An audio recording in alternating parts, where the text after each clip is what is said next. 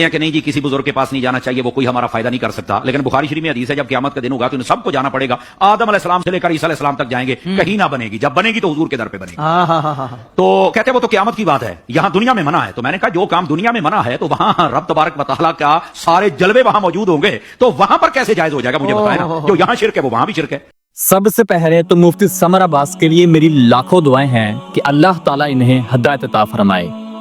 تو جو ابھی انہوں نے سوال اٹھایا ہے، یعنی دنیا کی زندگی کو آخرت کی زندگی کے ساتھ کمپیئر کیا ہے، اس کا علمی جواب دیتے ہیں جو کہ قرآن پاک میں ہی موجود ہے۔ تو اگر ہمیں اللہ تعالیٰ نے دنیا میں پیدا فرمایا ہے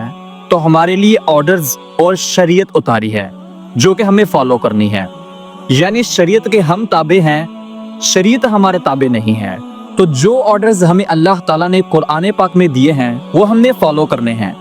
تو سب سے پہلے اللہ تعالیٰ نے اس دنیا کے زندگی کے لیے سورۃ الفاطر آیت نمبر 14 میں فرمایا ہے کہ جن کو تم اللہ کے سوا پکارتے ہو وہ تمہاری پکار سنتے بھی نہیں، اور اگر سن بھی لیں تو جواب نہیں دے سکتے۔ یعنی اس آیت سے یہ بات واضح طور پر کلیئر ہو گئی کہ اللہ کے سوا، چاہے وہ کوئی غوث اعظم ہو، چاہے وہ کوئی داتا صاحب ہو، چاہے وہ کوئی فقیر ہو، جتنا مرضی بڑا کوئی پیر ہو، وہ ہماری پکار نہیں سن سکتا مرنے کے بعد۔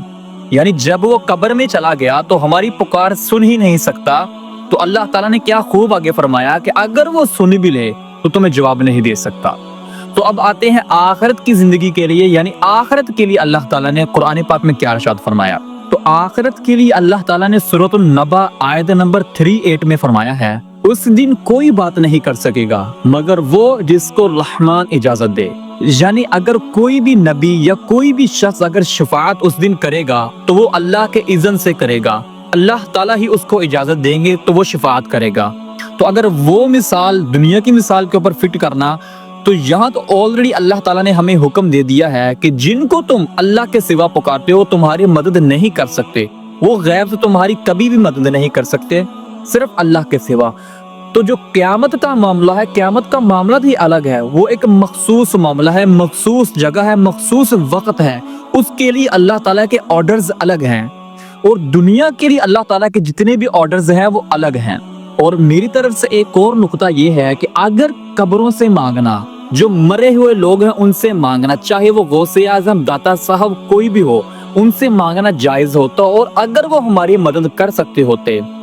تو کتنے صحابہ کرام جو حضرت محمد صلی اللہ علیہ وسلم، حضرت ابو بکر، حضرت علی، حضرت عمر فاروق اور حضرت عثمان غنی کے بعد فوت ہوئے ہیں، تو وہ ان سے کیوں نہیں مانگا انہوں نے جب ان کے اوپر مصیبتیں آئیں؟